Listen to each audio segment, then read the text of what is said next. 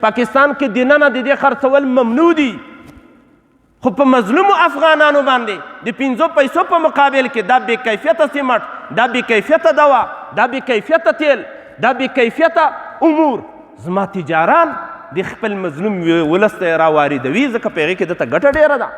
نو د الله نه ویره پکار ده. اوس دغه اسلامي امارت د پترولیم ریاست لخوا فکر کوم پمپونو ته قلف اچول کیږي.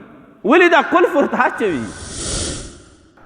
نو ته به هلته د پیغمبرانو سره د تا حشر کیږي چې له دغه نارواو نه خو ستا تجارت صفا وي.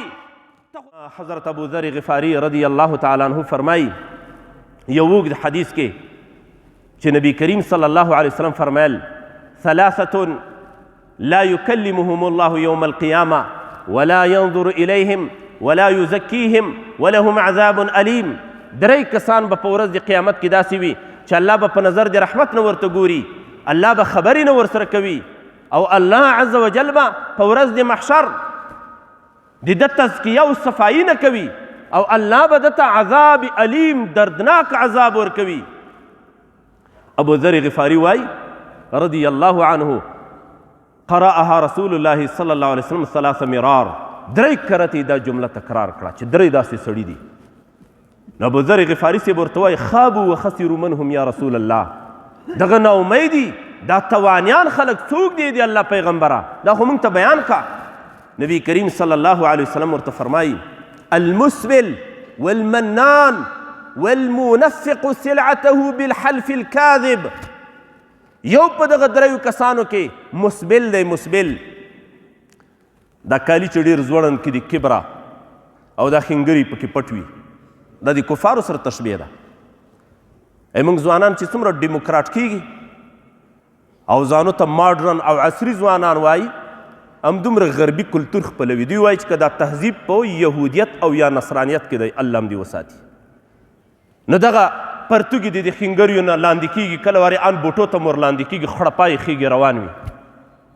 رسول الله صلی الله علیه وسلم فرمایي یو کس په دې کې هغه څوک دی چې د خپل کالي هغه ډېر ځوړندوي.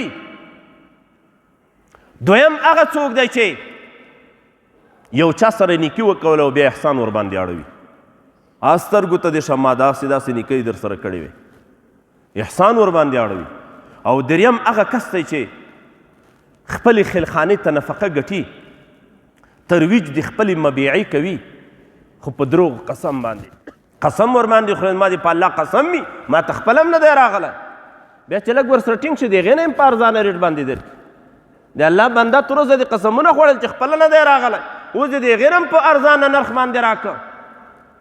نو تاوان ته د دې دوکان ایښی که څنګه خبره ده؟ لوی لوی قسمونه کوي.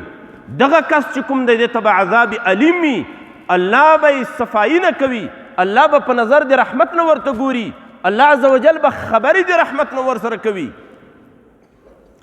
نو دروغ قسمونو نه به ځان ساتو. او وروستنۍ خبره دا چې دغه تجار به په طول او ناب کې کمای نه کوي. الله دې معافي وکړي، زموږ ډېر تجاران هم داسې دي. اوس دغه اسلامي امارت د پترولیم ریاست لخوا فکر کوم پمپونو ته قلف اچول کیږي. ولې دا قلف ورته اچوي؟ اوس دې ته کوم ضرورت دی چې موږ پمپ ته قلف واچوو او بیا نظام راځي خپل قلفونه ور اچوي چې په دې لیتر کې ګوتې ونه وهي. او قرآن کریم کې الله وایي ویل للمطففین الذین اذا اکتالوا علی الناس یستوفون. هلاکت دی هغه کمونکو خلکو دپاره کله چې دوی له یو چا نه څه اخلي نو پوری اخلي.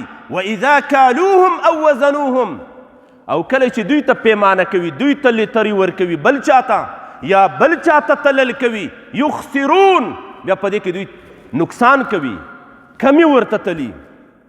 زموږ د قصابانو حال، زموږ د دې رختونو والا ګزي بل پټي ښیي، او چې حکومت والا راشي نو بیا میتر ورته راواخله. نه موږ خو دا رختونه ټول په میتر خرڅوو، او ګزي پټي ښوي هغه خو 10 سانتۍ فکر کوم کم دی، خلکو ته سودا په دې ورکوي.